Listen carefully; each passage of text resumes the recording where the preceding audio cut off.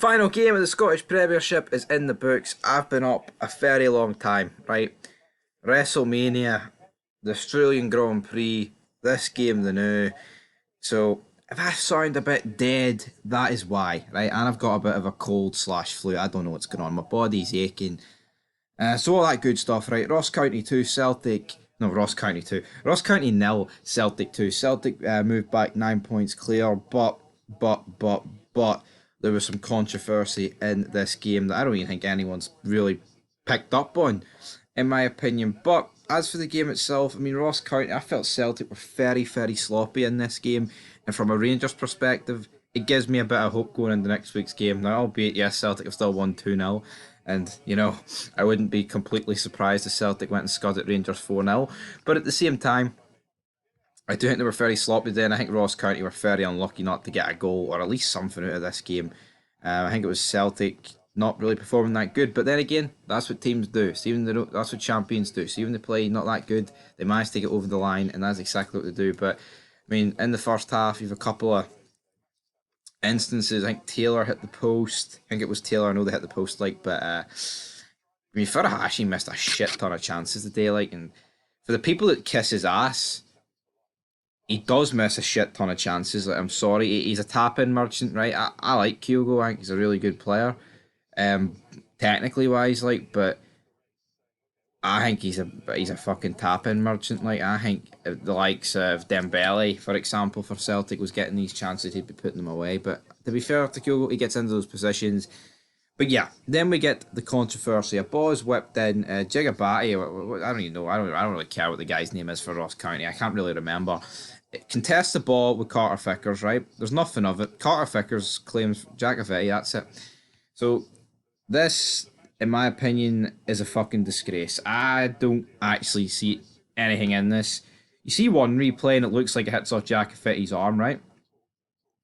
And then when the referee looks at this replay, Willie Collum, right, and he gives it, and I'm thinking, that's a joke. You look at 2 weeks ago, Andy Considine, his hands are like this, right? His hands are up here, and nothing gets given, right? And I get it, that was fucking awful. That should have been given, right? But see this one. How's Jackavetti supposed to jump for this ball? You can't jump like this with your arms beside your side, man. You have to.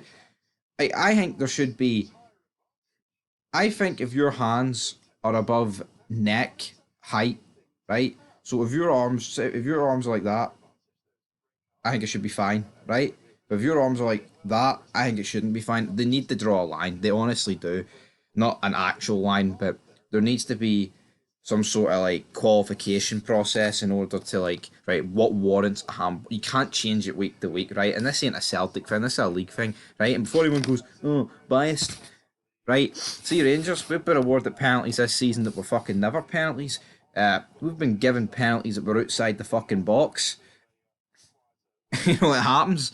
But here, Ross County were shafted, in my opinion. There's one replay, and even Andy Walker was going oh, that's hit off the shoulder of Carter Vickers. That's no handball. But at least that's what I thought he meant. But then at half time, you had Petrov and McFadden going, that was definitely a penalty. Then Boyd kind of brought up my point of the Considine incident a few weeks ago. I thought this was a disaster. Into the second half, I mean, Ross County could have scored. Celtic had numerous chances, man. A shit ton of chances. I thought it was actually a pretty decent second half. The first half was pretty dire, but the second half was good. I think Ross County deserved at least a goal, but Celtic, at the same time, could have scored about 4. But then the ball eventually did fall to Burnaby, and I believe it is the 7th goal out of 10 that's been scored by a substitute, which is a pretty insane stat. But yeah, man, it just shows you the depth that, especially Celtic having you'll throw Rangers in there as well. The rest of the teams can't compete with this whole 5 sub thing. Now, I'll admit, I like the concept of 5 subs, loads of people can get game time, but it should be free, right? Because see, you have to be careful your substitutions. See, with the 5, it's almost like people just throw people on for the sake of throwing people on. I know Gio didn't make subs, and sometimes he didn't even fucking sub anyone on, but as what it is. Great goal for Burnaby, can't complain, and Celtic walk out with the 3 points. But they were very sloppy, and attacking wise and defending wise, but they still kept a clean sheet and they still won. And the gap remains 9 points with 8 to go. With the next game at Celtic Park against Rangers, it should be an interesting one. Can Rangers close? Hopefully, I mean, obviously, I want them to, but for the neutral perspective, like everyone should want Rangers to beat Celtic, unless you're Aberdeen lad and you're obsessed. But anyway, till next time, folks. That's it for Fog Fitba. Might review Newcastle Man United later. If you want that review, leave it down below. But until then, peace.